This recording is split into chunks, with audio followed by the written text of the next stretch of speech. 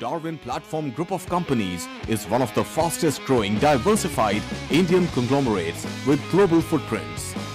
It is setting up offices globally and tying up with companies across the globe from multiple sectors. The company has ventured into real estate and construction, stockbroking and finance, arms and ammunition, mining, airlines and many other sectors.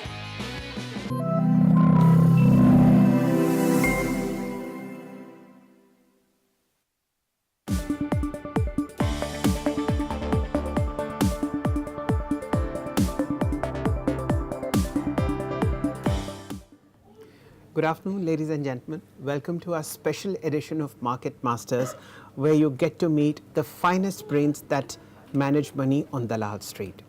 Our guest today is a brilliant fund manager with a very calm investing mind that navigates volatility with as much ease as he does with momentum. Ladies and gentlemen, please welcome Mr. Mahesh Patil. He's the Chief Investment Officer at Aditya Birla Sun Life Asset Management Company, and he overlooks 3,32,000 crore rupees across a variety of debt and equity schemes. Good afternoon to you, Mahesh ji. What a pleasure to host you. Shall this side, and I have my colleague Sakshi Batra with me. Good afternoon, sir. Let me just give a very brief background of Mr. Patil.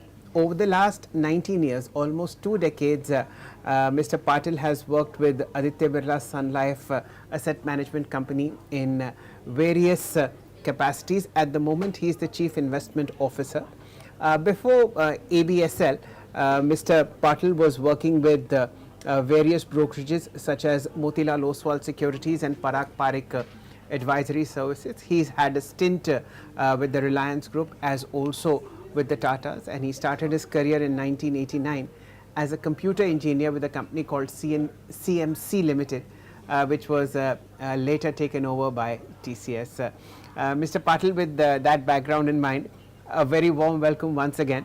We'll do the complete drill down of the Indian macro and the stock markets today, and we'll start with the very basic stuff. How do you think are Indian equities placed against the background of a very strong GDP growth as also an uptick in GST tax collections? India seems to be an island of safety. How do you see the next 18 to 24 months as far as Indian markets are concerned, sir? Yeah, great. So I think this year, again, as we started off this calendar year, things have been like markets have done fairly well. In the recent past, we've seen some volatility, but I think if you look at the domestic macro, right, because the markets are driven by domestic macro as well as the global macro. So on the domestic macro side, I think things have been fairly better. In fact, GDP growth numbers, if you look at, right, they have actually surprised us on the positive side, and we have seen an upgrade to the GDP growth numbers, both for this fiscal year, okay, which will complete, right? Okay, we are tracking much higher than what we expected. So clearly the underlying growth is good, but again, there are two parts to it, right? One is that the investments is doing better, but the consumption is still rather weak, and it is still growing below the pre-COVID trend line. And that's the reason why we've seen that the overall growth, okay, if consumption was doing better, it would have been much higher. And consumption is poor because the rural economy is still recovering from the post-COVID impact. And because of higher inflation, we see real wages were kind of getting impacted. But I think that is also likely to pick up slowly and steadily. And more importantly, I think the overall earnings growth in the last 2 years has been fairly strong. We've seen earnings growth exceeding 20%. And while going forward, we expect the growth to slightly moderate down because your top line growth, okay, is likely to be in the last quarter. What we've seen is been much lower because of inflation has been lower. So the nominal growth has been much lower. And the margin improvement, what we've seen in the last couple of years, that should kind of moderate down. So we are getting into a phase where you will see that the overall earnings growth for corporate India or the Nifty companies would normally again now mean revert back to around the long-term average growth, which is around 12 to 13% or so. And that looks to be fairly stable. I think we don't see any major risk to that because there are many sectors which are contributing to that. It's not like dependent on a few sectors, right? While the global macro is likely to be slightly weaker. We again there also up till now we have seen that the global GDP numbers, especially in the US, they have also been kind of revised upwards. But clearly, the whole high interest rate scenario and the monetary tightening, what we have seen, will have its impact on growth in the coming quarters. And I think that will have an impact in a lot of our companies, which are export-oriented companies, okay, where you will see some amount of slowdown over there. Sir. So overall, I would say that the macro environment is domestic is fairly stable. The liquidity side on the flows also we have been seeing fairly decent flows from the domestic institutions. Foreign FIs they have been. I mean, this year we started off with negative flows, but in this month we have seen now FI flows have also turned a bit positive. Obviously, in the short term, I think India would probably be competing with China, right? Because we've seen Chinese market has underperformed significantly, and there could be a short-term trade of money moving into China. But structurally, we expect the foreign flows to continue to come into India because India remains a large economy which will likely to grow at a reasonable pace. You will find very few economies which will be growing at the pace which India would do. And Yes. and structurally, we believe that India's growth rate is much more sustainable for a longer period of time. Right. Because the ingredients, okay, for sustaining that growth are already in place. The reforms, what we did the last 8 years, I think would have laid the foundation for that.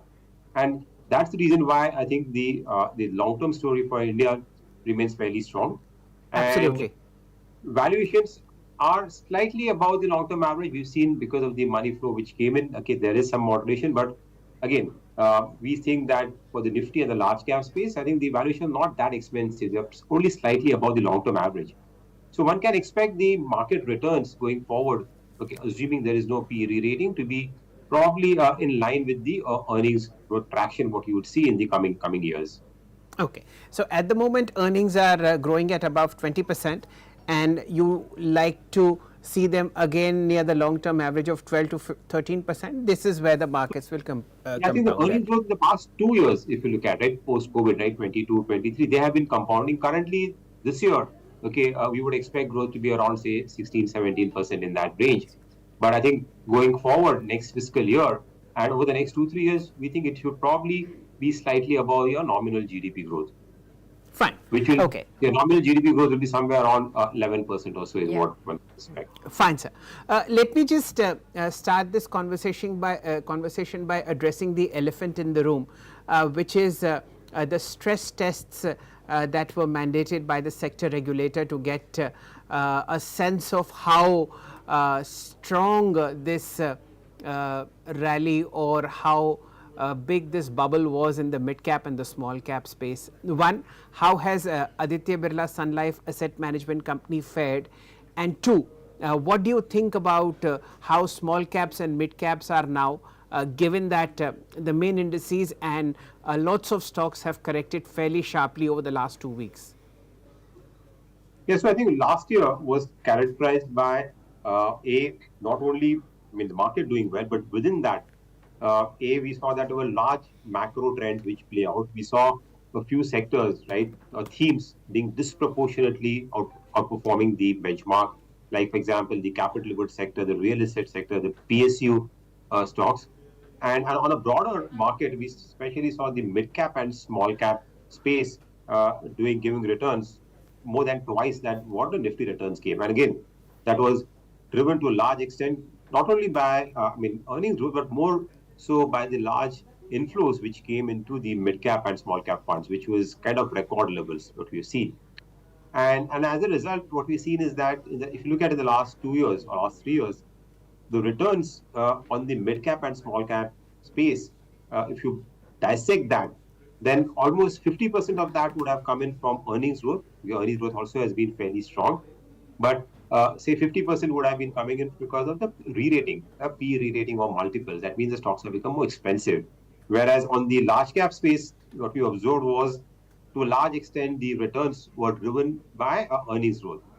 So clearly, I think there was some amount of over exuberance, okay, which was there in the mid cap and small cap sector, and that's what the regulator was getting slightly worried whether we are seeing some kind of more money coming in than what this category can actually digest, and that's why they talked about the stress test being done by the AMCs, and also coming out with various parameters about the portfolio, right? Showing the risk associated with that, what is the volatility of that fund, and other parameters. And that was essentially to really let investors be aware, okay, and giving some kind of a caution that they did not get carried away by the past returns in the mid and small cap space, and to be slightly more cautious and try to diversify their ownership, not get concentrated in the one particular category, which can lead to, if there is any kind of a risk off in the market or VC correction, then there's a risk of larger correction in the smaller mid cap space is much higher. And also funds sizes growing up, whether they have enough liquidity to manage that scenario in case there is a kind of a sell-off in the market.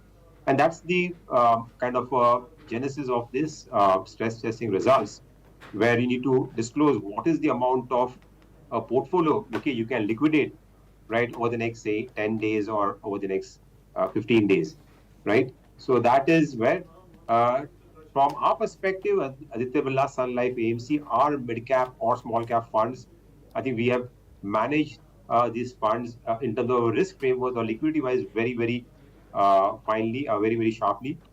I mean, our size also is not as big as some of the funds in this category, which have become really huge. And we've always maintained a more diversified portfolio, right? We would never see any concentration risk in our funds.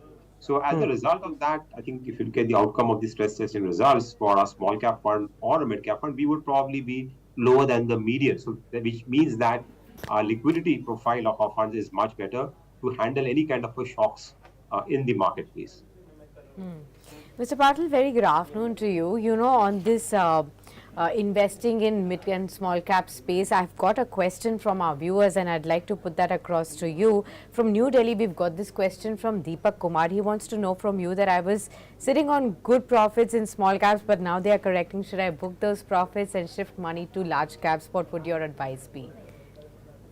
So I think, let me tell investors that while clearly there is some kind of a correction phase in the mid cap, small cap space, there are pockets where there would have been over exuberance, but we are not like saying that structurally, okay, this is going to be a kind of a secular downturn in the mid and small cap space. I think we think it is a kind of a temporary pause or correction, okay, in the longer journey, what we are seeing for the market, which we think is going to take it higher.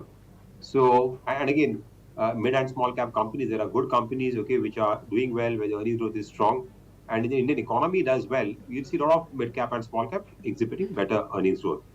Having said that, I think one needs to be more careful in the mid cap, because the run up what we've seen everything has moved up. So I think one has to really look at stock specific here. Investors need to really evaluate each company and see in terms of their earnings potential and their earnings growth. Okay, what is the relative valuations? And then take a call over that. Incrementally, I would say that the risk reward, right, is probably better in the large cap space, okay, because their valuation comfort is much better, and probably they will provide much more stability. So I think if investors have gotten in the period, okay, because of outperformance or larger allocation to mid and small cap stocks or into funds, if the allocation has really gone higher than what their target allocation is, then probably some rebalancing needs to be done, okay, from say mid and small cap to the large cap space. But otherwise, for investors, okay, if you have a slightly longer term view, and if you are not overexposed, okay, allocation to the mid and small cap, I think one can continue to hold on to your mid and small cap, provided these are good companies with good management. You have visibility of earnings over there. I think one can continue to hold on to it. Right. And in fact, we are also suggesting that investors coming into the mid and small cap fund should continue with their SIPs. They should not stop their SIPs, because I mean, lump sum investments, probably one would slightly be cautious over there, but continue with the SIPs, because structurally, I think if, as I said, the macro is good, India story continues, you will see mid cap, small cap companies, okay, which are probably more linked. I think they will continue to exhibit reasonably good growth. Okay. Mr. Patil, how has ABSL AMC fared in terms of its punt on PSU stocks? They've been some of the finest wealth creators all through 2023 and to some extent in the early part of 2024 as well. How do you see this rally? Does it have more legs? And how do you see yourself investing over the next 18 months or so in this space? Is it time to exit or is it time to double down? Incidentally, we had launched our PSU fund, right? PSU fund around, say, 4 years back, right? Slightly early, okay, but then subsequently, I think we've seen the whole PSU theme playing out.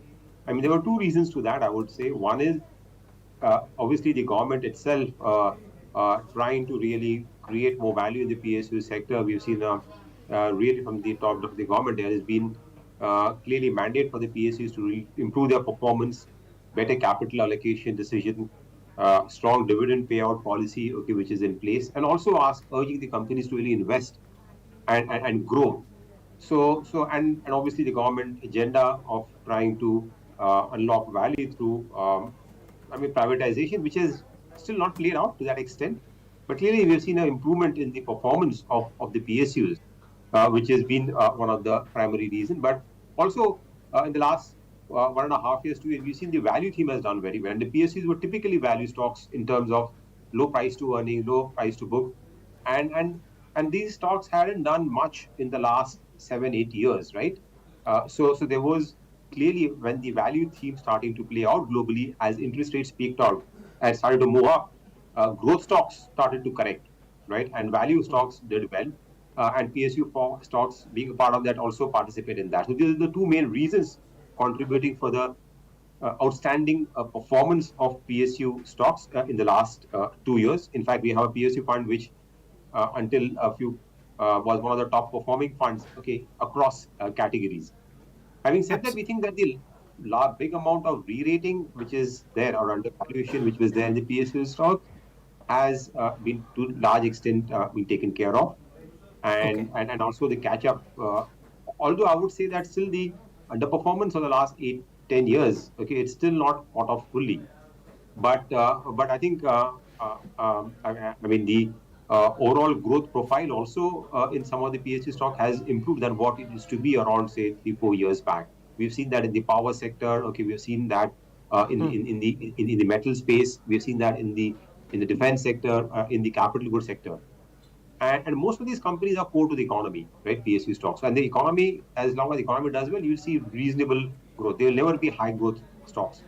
So from here on, I would say that for investors, clearly the big returns, what we saw last year, one should not expect that. I think from here on, the performance there will be more, again, as I said, driven by earnings growth. That will be more stock specific.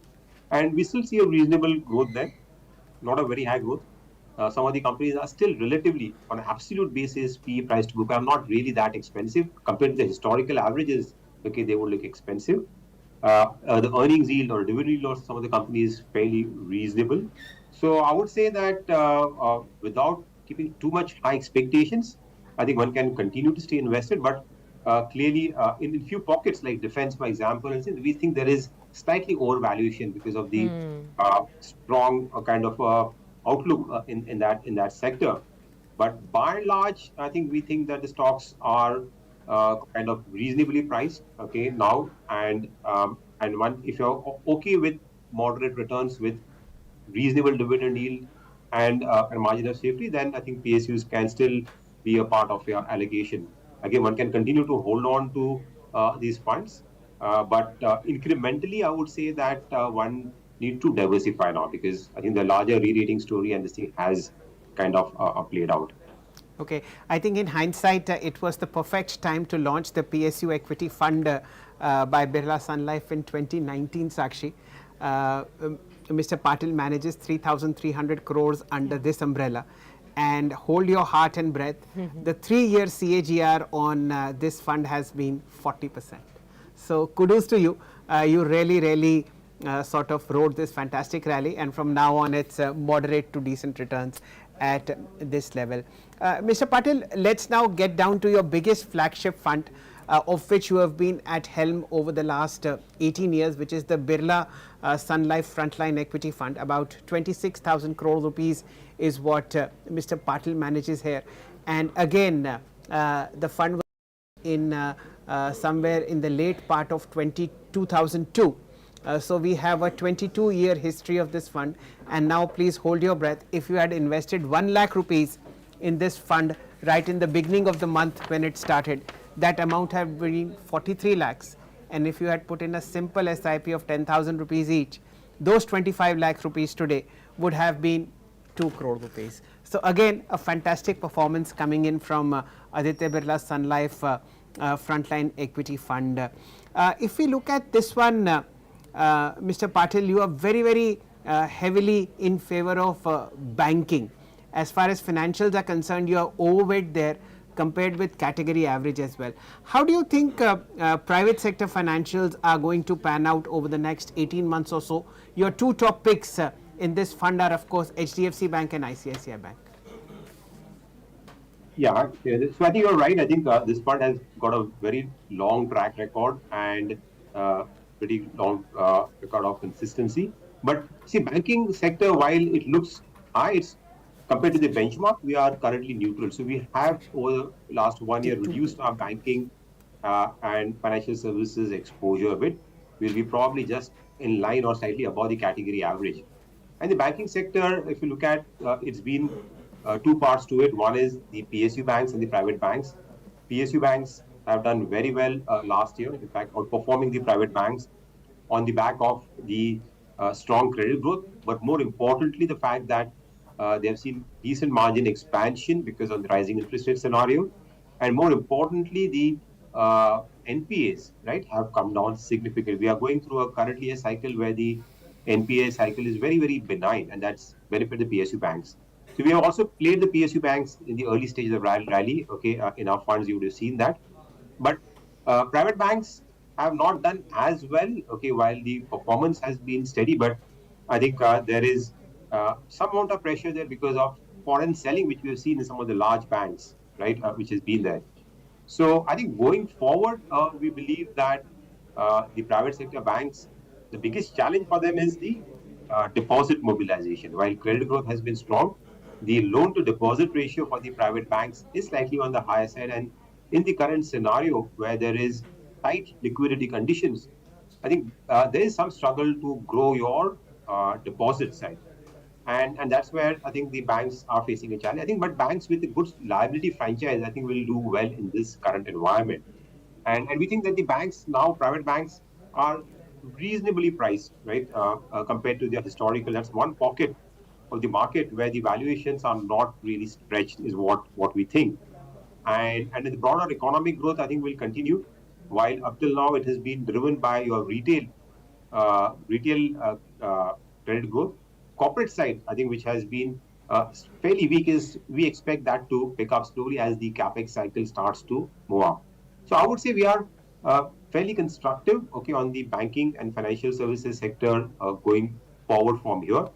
I think the big rally in the PSU banks and the re-rating is now probably done. They might still continue to do it for the next one or couple of, at least next 1 year, because we don't see any meaningful increase in the NPAs. But over longer term, we think that private sector banks are much better placed, okay, in terms of technology, in terms of products, to be able to continue to gain market share.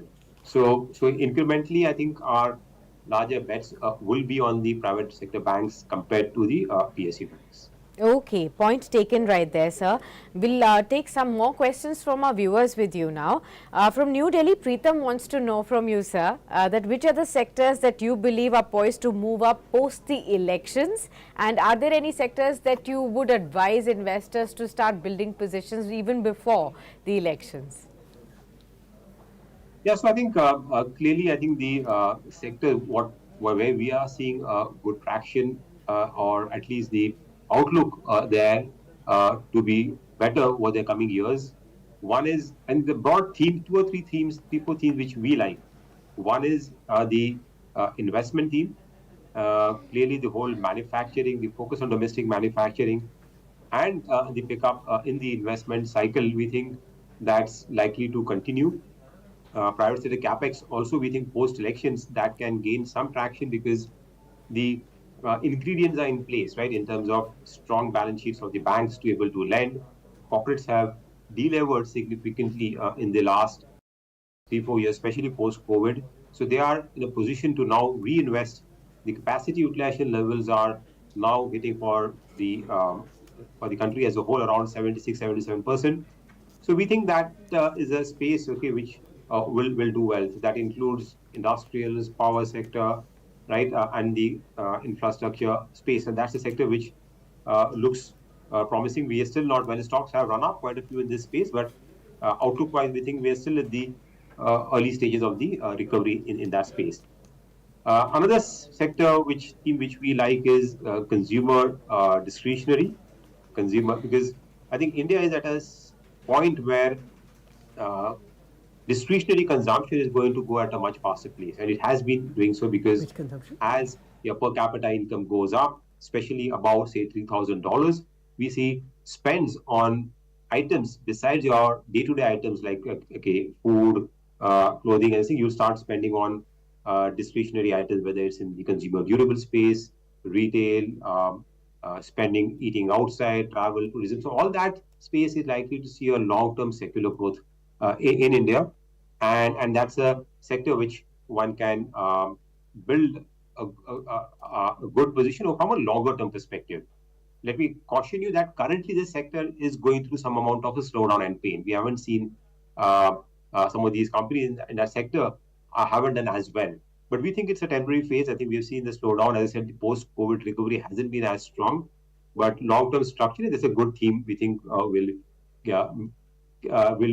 give good dividends, okay, for patient investors over there. Auto is another sector which we have been overweight, and we had launched our auto fund, transportation and logistics funds around 4 months back, done fairly well.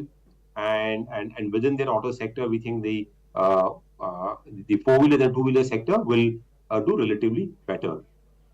Okay. And yeah, so these are some of these sectors. Besides that, I think pharma and healthcare also seems to be a good defensive, okay, to look at. And apart from that, I mean, if you look at our portfolios, we are overweight, say, telecom, where again we're not at this point in time. We're looking at sectors where there's a reasonable, decent visibility of earnings growth, and less chances of any kind of negative surprises. So telecom is another sector, okay, where we are overweight.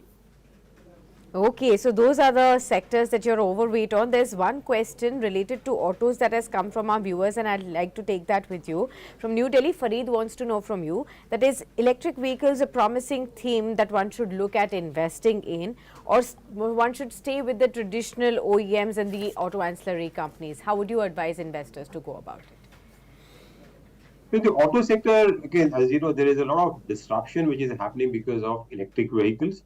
And there are new entrants, okay, which are besides the traditional OEMs, okay, we are seeing new entrants coming into the space. So this space is going to see a lot of evolution and some market share shifts. So very difficult in this scenario to really bet on which companies, okay, new company which will come and establish. It's slightly too early to make that bets. I think we still prefer the traditional OEMs, which we think are having the kind of a distribution network. They have their good, strong balance sheets, okay, and who are investing on the EV side, right? So we think these companies have a better chance of, at least chances of, to be successful, because a lot of the new companies which are coming electric in the EV space, they could see, I mean, you could see a lot of mortality over there, right? So few companies will only be able to succeed that, and which one will do that, only we'll have to wait and see over a period of time. So while it there definitely throws an opportunity for new players, okay, and new players who could dominate that category, it is still too early, okay, and also the profitability of the new entrants, okay, especially in the EV space, the new players who are there, it's still not there. And I think the adoption of EV, especially in four-wheelers, I think will take some more time. We'll see the early adoption in the two-wheeler space, where I think there would be much more profitable models, okay, which would evolve.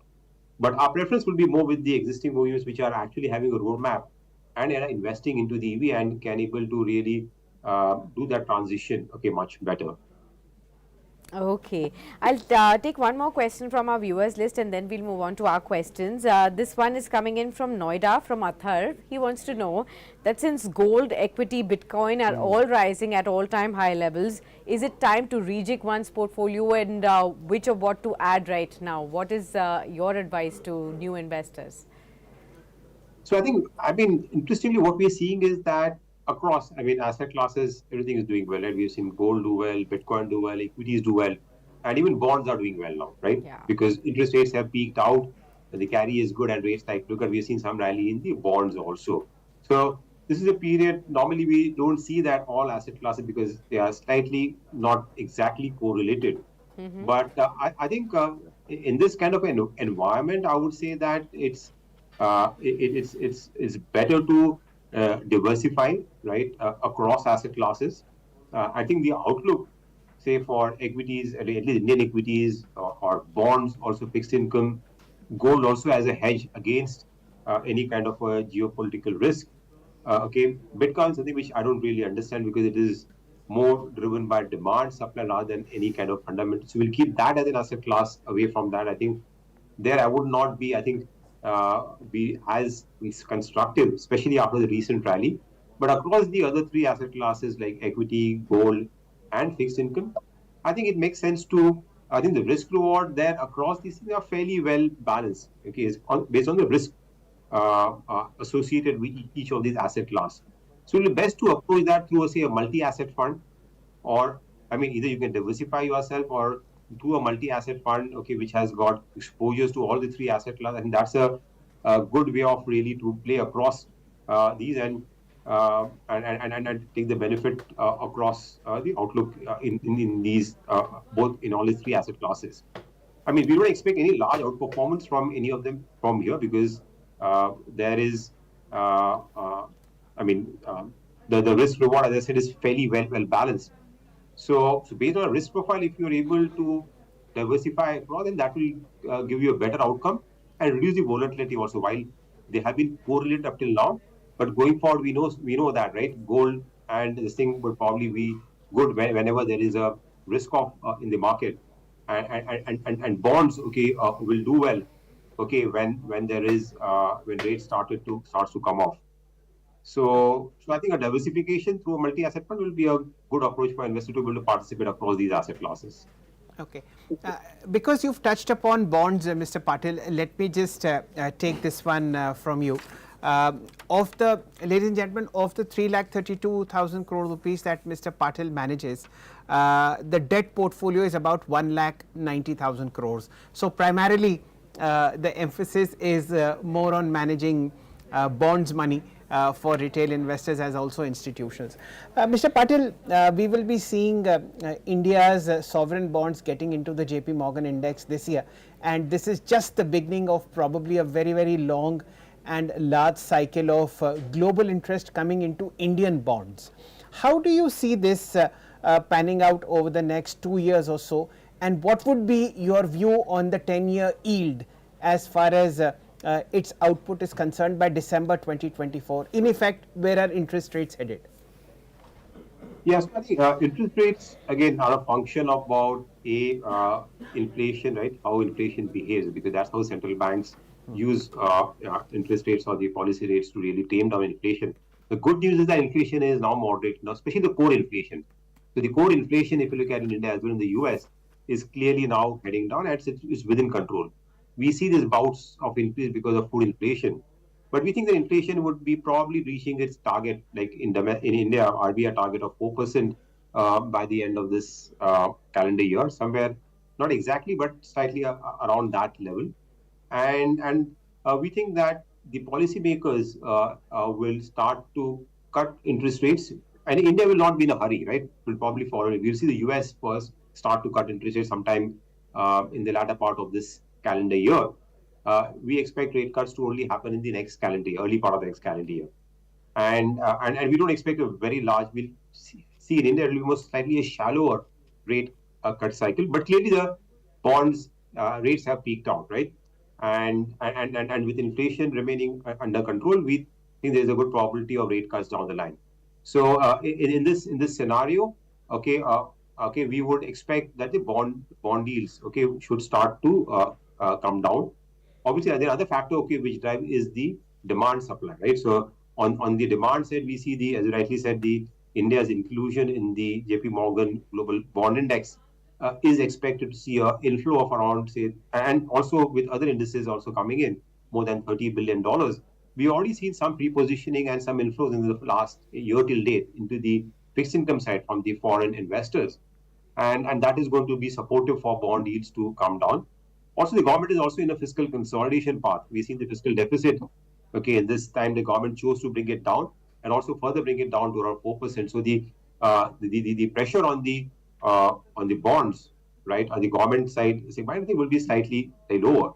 So I think we expect some. I think the 10-year bond yield, which is slightly above 7%. Our view is that probably it will bottom out around 6.5% over the next 12 months or so. And in that context, investors putting money into the bond funds can expect not only the normal carry, but if you're taking duration risk, you can expect some amount of capital gain. So it's good time to slightly take some duration risk in portfolio, take advantage of the likely likely correction in the bond yields. Okay, fair point, Mr. Patil. I just wanted to check with you how difficult is how difficult is it these days to find a quality mid cap or small cap or an undiscovered large cap, given that we've seen such a sharp rally across the board in all kinds of indices. So as an allocator of fresh capital, and that's coming into you with truckloads, how difficult has it become to allocate good capital in quality stocks? So I think while I think the good thing is that in India the market is fairly well broad-based, right? Well diversified. There are various sectors. It's not like in some of the other markets we've seen that they are heavily dominated in a few sectors.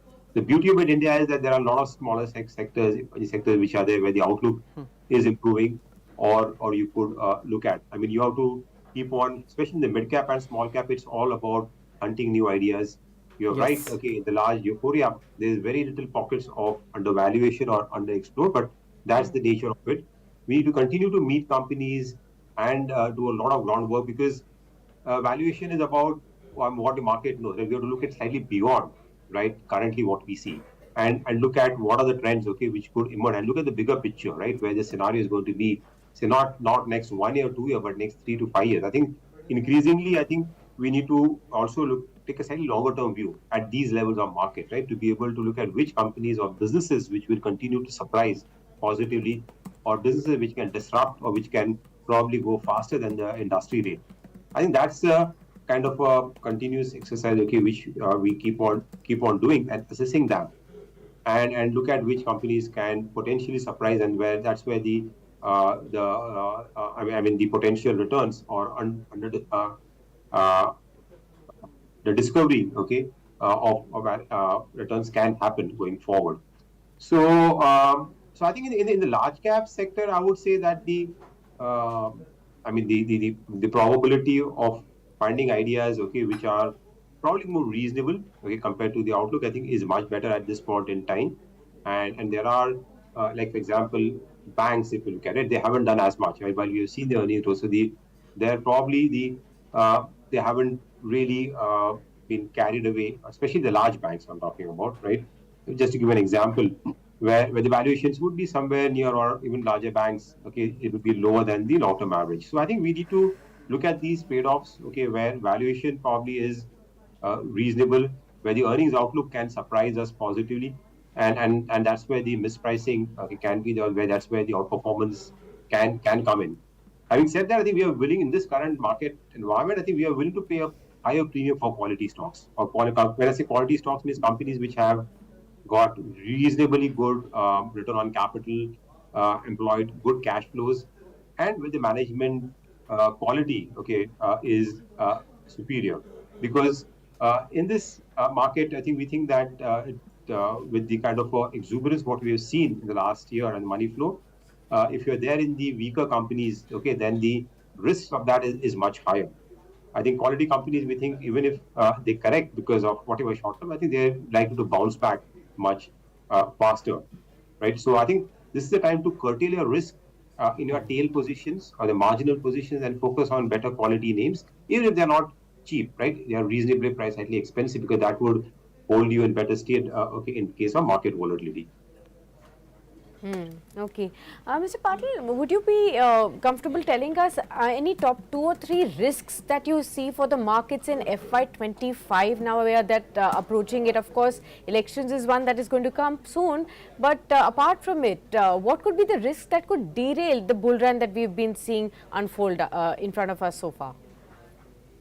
So I think clearly, I think the expectations are running slightly higher, right? So both into the delivery in terms of the growth, also what market is expecting. So I think if at all the recovery is not to that expect, especially I think in the rural, I mean the consumption, I think as I said, that is still lagging behind, and we haven't seen much of a budget has not done really much to stimulate that, and the government is expecting that the investment cycle will percolate down, and that could lead to revival. If that gets delayed, I think clearly, I think that large part of the economy, okay, which is still there, I think you could see then the growth numbers could get downgraded a bit for that.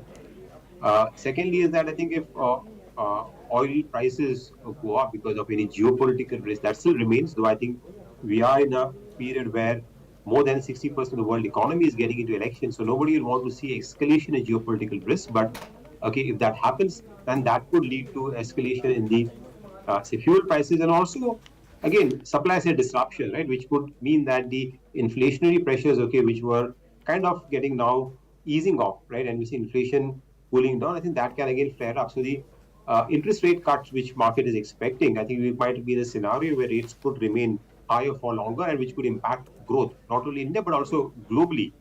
So that's another risk, okay, which one needs to watch out for, I would say. Okay, so this has been a wonderful crystal ball over the last over the next 18 to 24 months, Mr. Patil. Before we let you go, sir, a rather short-term scenario, if you could paint for our viewers. We've seen very heavy volatility in February and March so far, and a fantastic run-up between April and January. Within the next 6 months or so, how do you see the Nifty performing? Is the worst behind us? So I think let me say that we are still constructive on the market. We think India story is likely to play out. So we are in the midst of a kind of a bull market, or whatever you can call it, okay, rising market.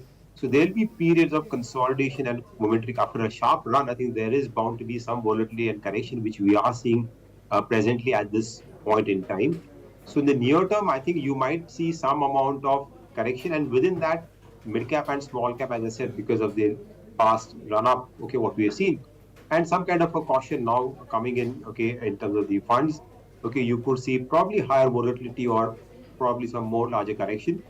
Large cap space relatively looks better. So for investors putting to money there, I think investing in large cap fund or flexi cap fund, I think would be better off. Even in a hybrid or diversified fund, I mean, hybrid fund category also will make a lot of sense, because now the risk reward on the fixed income side is also fairly good. Rates have moved up, and as I said, we are getting into. So I think some allocation to debt would also be beneficial in the investment portfolio, and that can be can be done through a hybrid fund, right? Okay, so that is another category which investors can look at this point in time. And this is a market, okay, where you need to not chase, but to buy into the correction. So the broader outlook, if it is positive, which we think, and the markets will over a medium term, long term, will scale new highs, then and these are periods, this near term, these are period of short term correction. I think this should be an opportunity for investors to really buy into this correction, again with a proper asset allocation mix, and also trying to correct the mid cap and small cap if there is an overexposure which is there, try to rebalance that a bit. So I think in the shorter term, I think again, at least in this calendar year, I would say that one should not expect. I mean, we have seen like 8 years on a trot, right? Market has given positive returns, and it might still continue to be positive, but don't expect the same returns. Keep your expectations levels moderate. I think market will continue. I think the way the economy is in the shaping up in the global landscape, I think that will mean that for long-term investors, even from here, there'll be reasonably good returns, right? Okay. And continue with the SIPs. I think don't stop that. And and don't chase momentum or risk at this point in time, right? This is the time to dial down risk, invest into funds or stock which are lesser risky, I think, rather than because if you chase risk and risk, I think the disappointments could be much larger, okay, in the current environment. Okay. With that wonderful and very precise advice to buy the dip and not chase momentum, rebalance your portfolios towards large caps, trim down mids and smalls if they are indeed overexposed. Ladies and gentlemen, this wonderful conversation with Mr. Mahesh Patil draws to a close. Thank you so much, sir. What a pleasure to have you and listen to you over the last 45 minutes. We hope that you will come back soon on Market Masters and that this wonderful rally that's panning out on Indian stock markets will get bigger, better, deeper, and of course more rewarding. Thank you so much. Thank you. Thank you, sir. That, ladies and gentlemen, was Mr. Mahesh Patil, the CIO of Aditya Birla Sun Life Asset Management Company. He has sounded a piece of caution as far as the most short to medium term outlook in the market is concerned. But given the robust nature of Indian macro, this rally is likely to continue in the long term, and that growth rate of that rally and the trajectory of the market will be in line or slightly higher than the long term earnings growth of corporate India. Thank you from our side for listening to this wonderful conversation. I hope you enjoyed it as much as we did. Thank you so much. Thank you.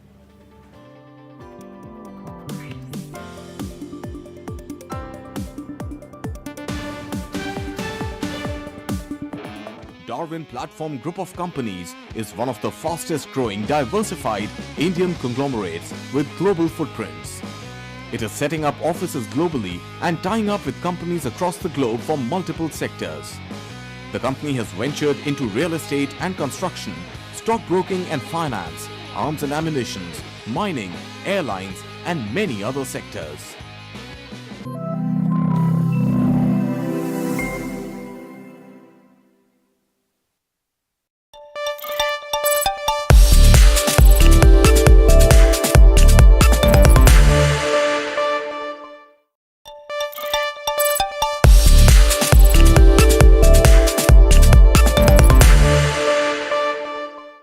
Nitin ji, हमने देखा कि आपका बहुत जबरदस्त स्वागत Nagpur airport पे किया गया था। आपके यहां पर कुछ ऑब्जर्वर्स भी गए थे और वहां पर वहां के कार्यकर्ताओं ने साफ शब्दों